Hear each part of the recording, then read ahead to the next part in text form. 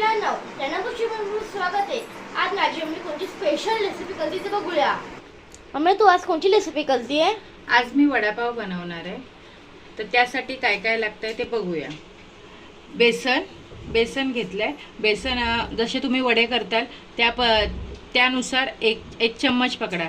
जर तुम्हाला 10 वडे करायचे तसं 10 चम्मच घ्यायचा त्यानुसार। आणि कढीपत्ता, कोथिंबीर, मीठ, हळद, जिरं, मोहरी, अद्रक, मिरची, लसूण आणि अख्खा धना घेतलाय आणि उडदाची डाळ आणि बटाटे। हे बटाटे मी उकडून घेतलेत, उकडून थंड करून साल काढून आणि मॅश करून घेतलेत।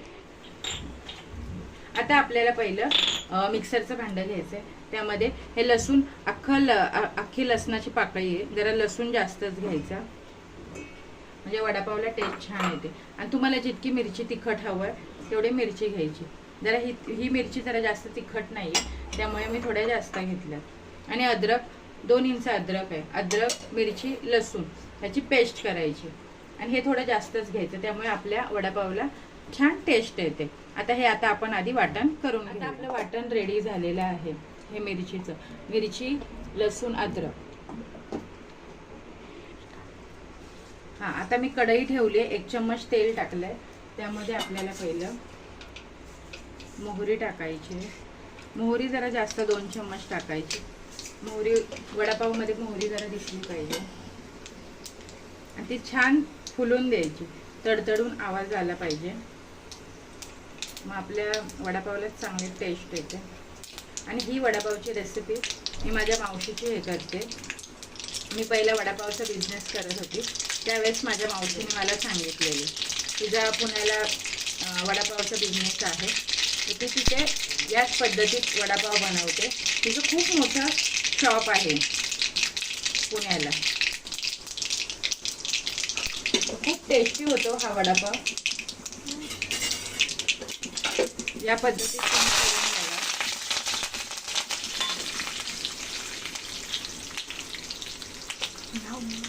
आता ही उडदाची डाळ 1 चम्मच टाकायची। ती छानपैकी थोडी लालसर होऊन द्यायची। ती कच्ची राहिली नाही पाहिजे आणि जास्त जळाली पण नाही पाहिजे। तिला थोडासा लालसर रंग आला पाहिजे।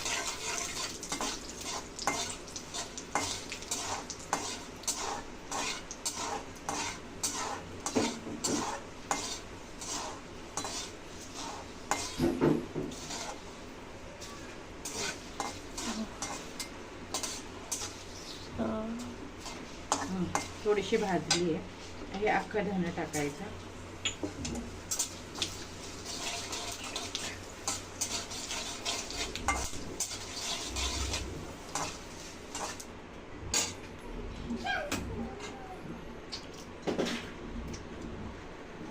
आता हे वाटण या आपल्या फोडणीमध्ये टाकायचं।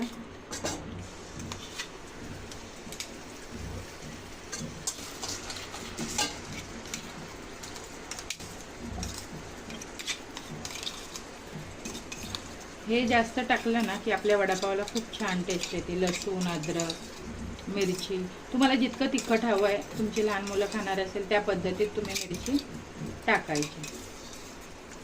पण जरा मिरची जरा जास्त टाकली ना की वडापावला खूप छान टेस्ट येते। या पद्धतीत तुम्ही नक्की ट्राय करून बघा। मी खूप वेळा करायची आणि मी ॲज अ बिझनेस पण करत होते वडापावचा। सगळ्यांना खूप आवडला या पद्धतीत केलेला।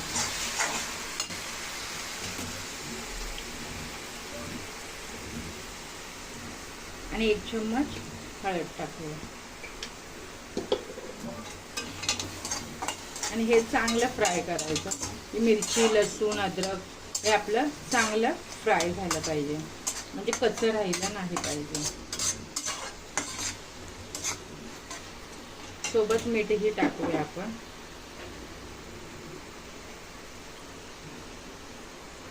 एक चम्मच मीठ टाकलं।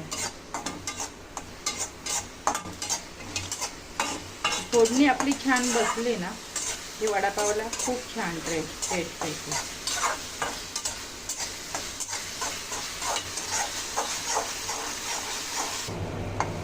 हे बघा, आता आपला मसाला हा चांगला फ्राय झालेला आहे. असं छानपैकी भाजलं ना, कच्चं राहिलं नाही ना, मग चांगलं लागतं. आता हे उकडलेला बटाटा यात मिक्स करायचा. तो मी चांगला मॅश करूनच घेतला. चांगला मॅश केला ना की मग तो पूर्ण वडापावला ती मसाला लागतो. त्यामुळे चांगलं मिक्स करून घ्यायचं.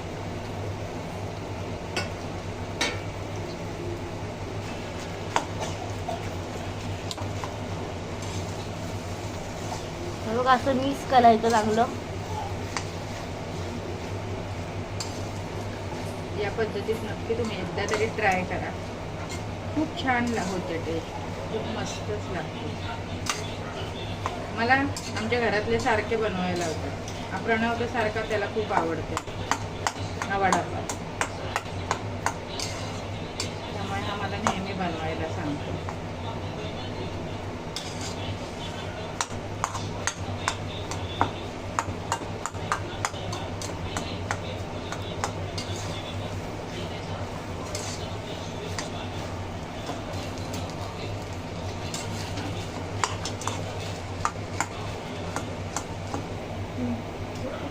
आता आपलं चांगलं मिक्स झालंय. मी गॅस बंद करते. आता आपण यात कोथिंबीर टाकूया. कोथिंबीर छानपैकी अशी कट करून टाकायची. कोथिंबीर जरा जास्त टाकायची, मग आपल्या वडापावला छान टेस्ट येते.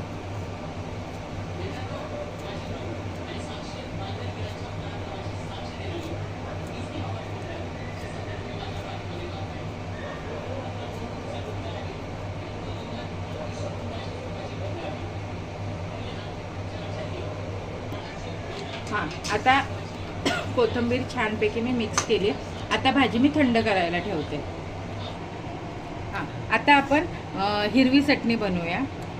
त्यासाठी लागेल आपल्याला कोथिंबीर, साखर, मीठ. कोथिंबीर घेतली एक वाटी छोटी, 1 चम्मच साखर, 1 चम्मच मीठ, मिरची तुमच्या तिखटाप्रमाणे घ्या, आणि लसूण थोडा जास्त लागेल, आणि लिंबाचा रस. अशी चटणी तुम्ही नक्की ट्राय करा, खूप मस्त होते. आता आपण मिक्सरचं जे भांडं घेतलेलं त्यातच करायची, कारण हे मिरचीचं आहे ना, त्यामुळे आपल्याला ते हवं आहे. आता हे लसूण आणि मिरची ह्यात टाकायचे. हा लिंबाचा रस. खूप छान होते ही चटणी, खूप टेस्टी लागते. एकदा तुम्ही ट्राय करा. आणि साखर आणि मीठ, म्हणजे आंबट, तिखट आणि कोथिंबीर, अशी चटणी मस्त लागते. आणि कोथिंबीर टाका, आणि यात थोडं पाणी टाकून बारीक करा. ही बघा, ही चटणी आपली रेडी झाली आहे. आणि ही मिक्सरमध्ये बारीक करताना 1-2 बर्फाचे स्लाइस घालायचे, म्हणजे अशी हिरवीगार आपली चटणी छानपैकी रेडी होते. हां, आता हे आपण बेसन पीठ घेतलं आहे. आता यामध्ये आपल्याला थोडीशी हळद, अर्धा चम्मच, आणि मीठ चवीनुसार 1 चम्मच टाकलं, आणि चांगलं मिक्स करायचं. थोडं पाणी घालून मिक्स करायचं.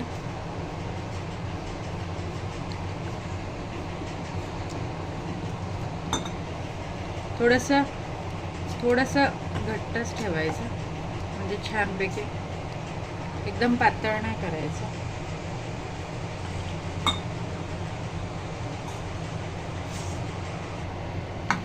हे बघा, पीठ आपलं छानपैकी मिक्स झालं. अशी कन्सिस्टन्सी ठेवा. थोडीशी घट्टसरच ठेवायची, आणि त्यातले पूर्ण गाठी काढून टाकायच्या. आता मी कढईत तेल तापायला ठेवलंय, आणि वडे करून घेतलेत. हे बघा, तुम्हाला जसे चपटे गोल जसे करायचे तसे करा, पण भाजी थंड झाल्यावरच वडे करा, मग चांगले होतात. आणि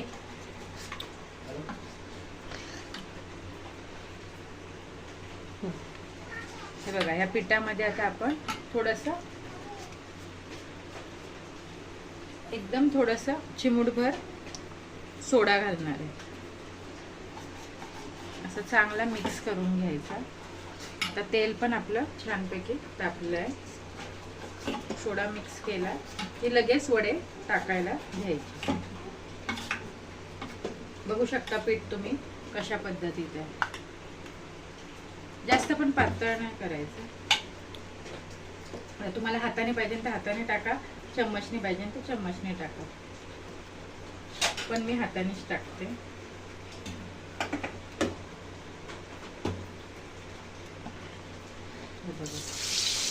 या पद्धतीत मस्त लागतं. तुम्ही पण ट्राय करून बघा असं टाईप मध्ये. जास्त तुमच्याकडे जितके मावतील तेवढे टाका. सध्या 2च टाकते.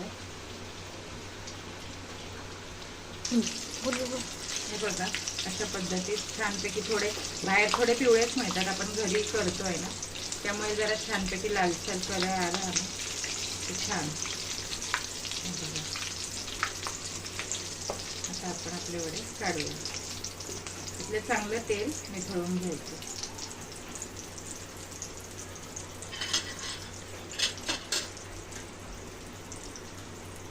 बाकीचे वडे पण टाकूया.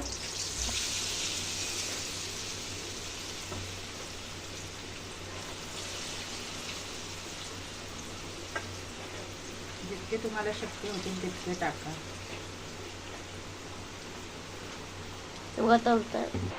बघा वडे झालेत आपले, चटणी पण झाली दोन्ही. आता मम्मी मला कोण सांगतो तुम्हाला मी बघा पाव घेतला. बघा पाव घेतलाय मम्मीने. चटणी लावते मम्मी. मला जितकी हवी आहे तितकी लावायची. पण चटणी खूपच छान लागते. अशा पद्धतीत नक्की ट्राय करा तुम्ही. आणि थोडासा लाल ही कांदा लसूण मसाला आहे अंबारीचा. हा मसाला वडापाव बनवताना घ्यायचा, खूप छान होतो. आणि हा थोडासा भुगा टाकायचा. आणि हा आपला वडा आणि मिरची, मग एक नंबर लागतो वडापाव. आता प्रणव तुम्हाला टेस्ट करून सांगा. हे बघा मी वडापाव घेतला तर तुम्हाला टेस्ट करून सांगतो कसा झालाय. स्टार्ट. बघा आता वडापाव झाला, तुम्हाला टेस्ट करून सांगतो कसा झालाय हा.